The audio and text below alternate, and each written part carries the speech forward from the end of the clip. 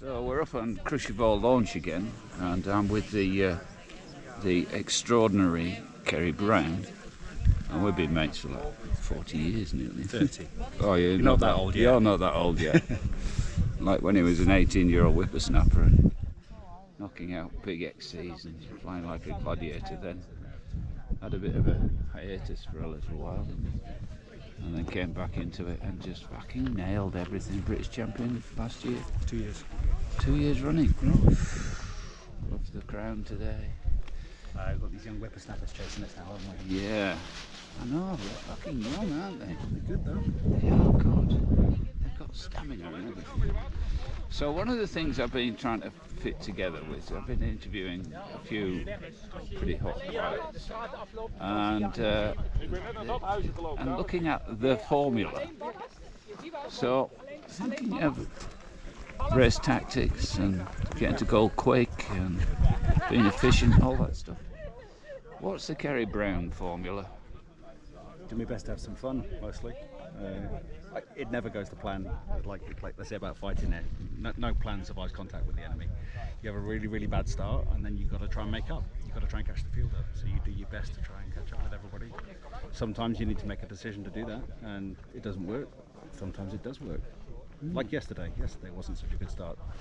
But we have to fly really, really fast to catch up with the gaggle, and it turned out to be a good day. Yeah, excellent. So you won a task back in the Flymaster last week, which was like a year ago. It feels like it. We're flying every day here, doesn't it? Can you remember what it put together for in terms of the overall result?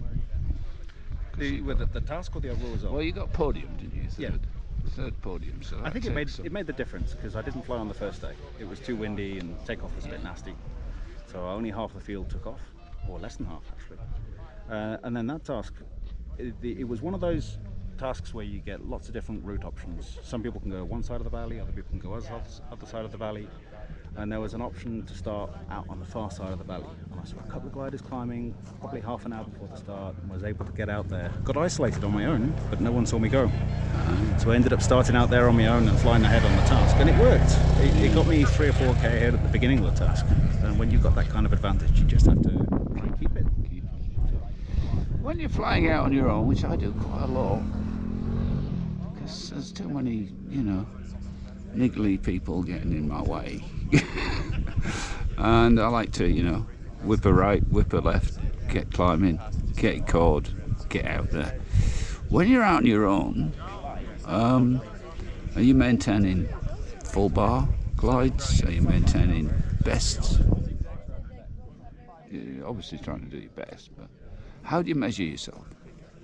Is this a good climb? So when you're flying on your own in a by comp yourself in the middle of a comp task? Yeah, full speed. Always full speed. You're thinking about where the next climb is and how you're going to get into it really quickly. If you waste time searching, that's time that other people are going to catch up or you're not catching up. So you're flying full speed, especially in these conditions, and then trying to get into that strongest core as fast as you can, turn tightly, and don't stay in it when it gets weak. You have to move on. It's a risky style of flying because on your own you take longer to find the good course, but when it works very well. And that old adage of stay in the strong climbs longer, so that if you're getting into weak climbs, move on from weak climbs quickly. Yeah, all the basics: speed to fly, speed to race. It's the other part of the formula. So in this little series I'm trying to put together, we've got XC speed, speed to fly XC fast for big distances, longevity, and speed to race. So what we're talking about here is speed to race. That's full race speed, yeah. Do you drop back to XC speed during tasking?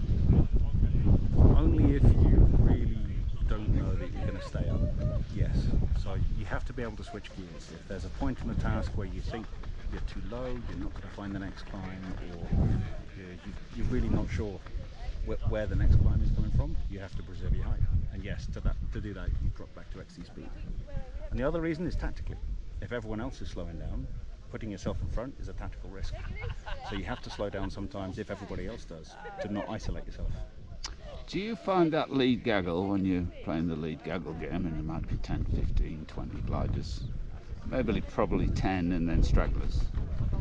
Do you find that somebody somewhere is just going to go full whack, so you all have to go full whack, or do you find that some people, or the whole group, might just get slightly conservative and pull back to 2/3 bar? I think here, especially before going to goal, because the glides going into goal are really unpredictable. Sometimes you'll make it with a really lifty line, sometimes it's really not lifty. It's the opposite. And everyone's worried about that going to goal. They don't want to make a mistake.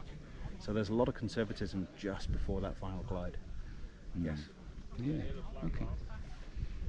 Well, we've got interesting weather conditions for today. We're waiting for the Q-Nims to form at 4 o'clock. Hopefully we'll get a task in today.